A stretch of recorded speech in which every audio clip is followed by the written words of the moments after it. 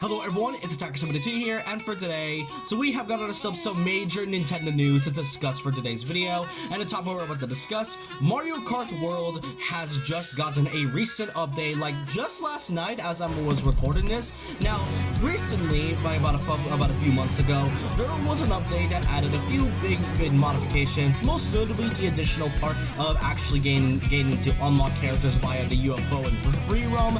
Though from the reception itself, I haven't really seen anything positive about the UFO unlockables. Alongside that, there are like a few things that they did fix about the game, but with this latest update they just added yesterday, I can't believe it, but it feels like Nintendo is starting to really make sure Mario Kart World is like a definitive game by adding the things that honestly could have been there in the beginning, but it is nice to know that they are taking the criticism quite well. Here on the patch notes included for version 1.4.0, here we got some of the following things, such as the custom items rules were turning into Mario Kart World, as well as music volume control. The pause menu whenever you're in free roam can now show the music track currently shown in the corner, as well as additional options when playing online with friends. More things to be added, but the last part what I find interesting is modifications to some certain intermission layouts. So to really go over this, custom items have now returned into this game. I cannot believe it's actually being added into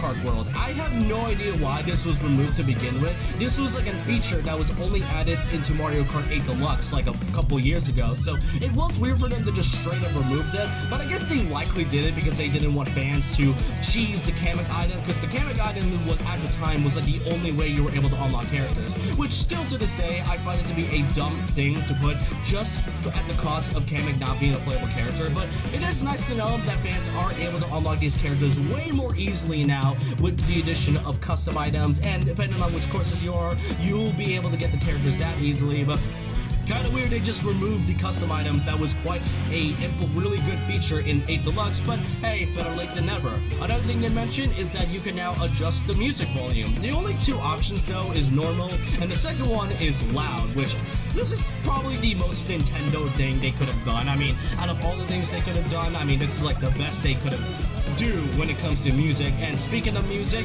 just as it's shown in the patch notes, you are able to see what music track is playing in the corner, as well as the origin of the game it originates from. So personally, I do find it really great to see that Nintendo is able to let us know what music is playing. Now, if only they're able to implement a music track box like they did with 8 Deluxe, then this would be pretty great. But then there was the last part that was mentioned the most, and what I find the most intriguing, that's the fact that the modifications were made into certain layouts of intermissions. For example, this one tweet I found here shows the changes that was made from DK Spaceport all the way into Koopa Beach. And this one right here, you can see that the road went from a straight line to now having some new turns as well as new options, and then going straight into normally into the next course. This one right here I find so interesting, and it makes me kind of wonder what other things they changed from the other layouts from before. But overall, this is all the updates I just want to cover in today's recent update they decided to add for Mario Kart World. Honestly, as much as how many fans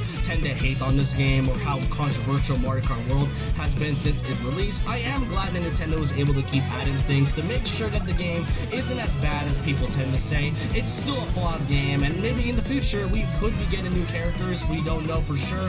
But overall, let me know your thoughts in the comments down below of what you think of the latest version of 1.4.0 for Mario Kart World. Do you think this fully improved the game, or do you think it needs just a few adjustments for this game to be an actual good Mario Kart game? Let me know your thoughts in the comments down below about this. And so with that, leave a like, comment, subscribe, hit the notification bell for more videos, follow my Twitter and Instagram, and I'll see you guys next time. And remember this, once a legend, always a legend.